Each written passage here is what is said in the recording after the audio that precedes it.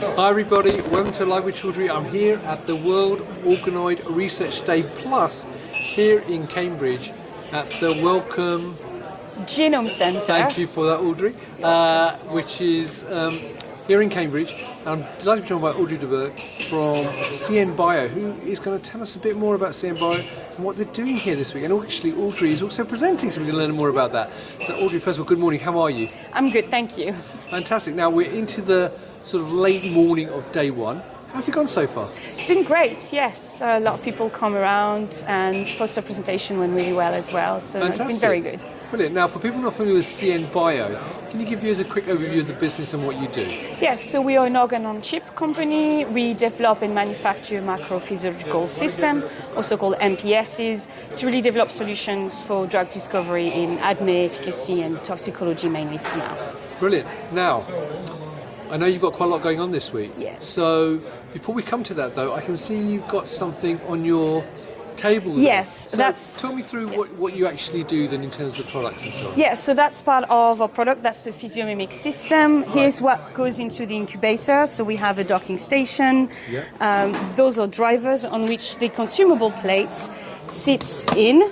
Yeah. And you simply just slide them in and put them there, and you just need to connect that to the docking station incubator, and your biology happens. So this is how it works, with different plates for different functions, from the liver to bile plates. And then here we have a dual organ that can connect a bile, like the gut, to a liver tissue together to really study inter-organ crosstalk. That's fantastic. Now, as I mentioned, or you already mentioned that you've been doing some poster presentations today. Yes. And you're also talking. So tell viewers a bit more about what you've got going on this week at WRD. Yes, so we have a spotlight presentation this afternoon by yours truly. We also have a booth, as you can see. We have a poster in the poster sessions, and we will be part of the workshop on Thursday as well with two of my lovely colleagues. Brilliant. Now, one question I ask everyone when I do these interviews is that what makes 𝐶𝐴n unique and different to other companies?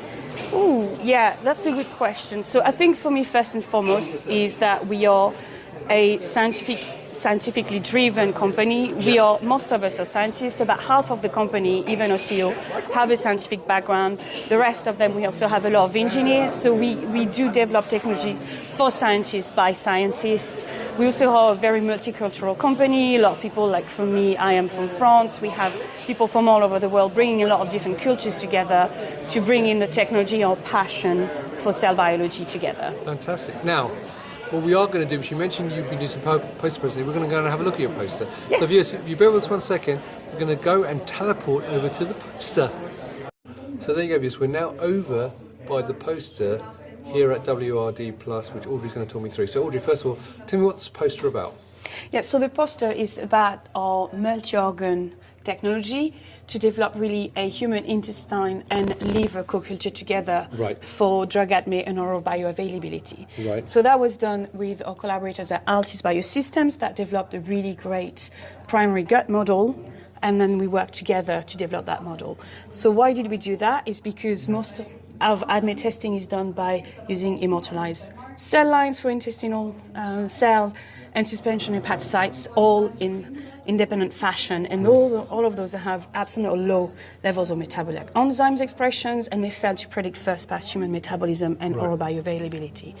So to do that, what we've done, if you go down in here, is we combine that gut transwell monolayer here from 𝐈𝐧 with our liver 3D microtissue that we developed in the physiomimic system, and we combine them in that plate that contain a gut and a liver compartment for each of them to study inter-organ crosstalk. So what does that mean? If you go lower here, is we have a gut compartment that has a transwell here where the gut tissue sits. That one has its own independent flow. And then we have a liver compartment here with the scaffold and the 3D tissues that has its own independent flow. And we have what we call an interconnect pump that connect the two compartments together for that inter-organ crosstalks. Right. So what we've done is put drugs into the gut liver here and through the gut to see the first pass through it, see how much of that drug passes and gets to the liver to be metabolized. Right.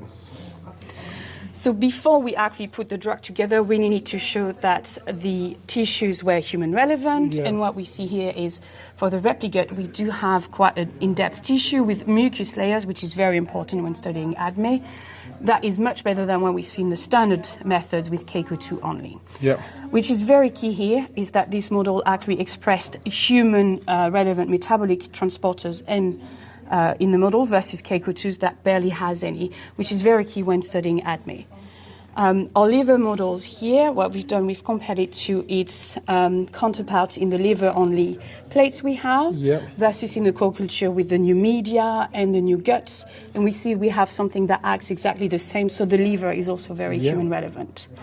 So once we've established that, we actually put them in contact with different drugs, temocapryl here, and also midazolam, and we wanted to see if we could improve on the actual oral bioavailability that are accessible for that. And what we see, especially for midazolam here, if you look, we compare it to the clinical data in the human, so it's a bit of a skewed angle, with our gut-liver replicate here versus the 𝐾𝐽2 gut-liver and animal models. And what we see is that for midazolam in particular, the oral bioavailability prediction is much closer to the human compared to the animal or the 𝐾𝐽s that overexpress everything and overestimate the prediction here.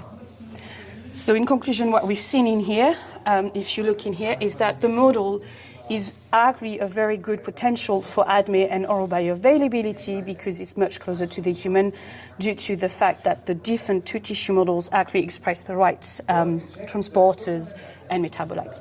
Fantastic. Well, Audrey, thank you for giving that quick overview.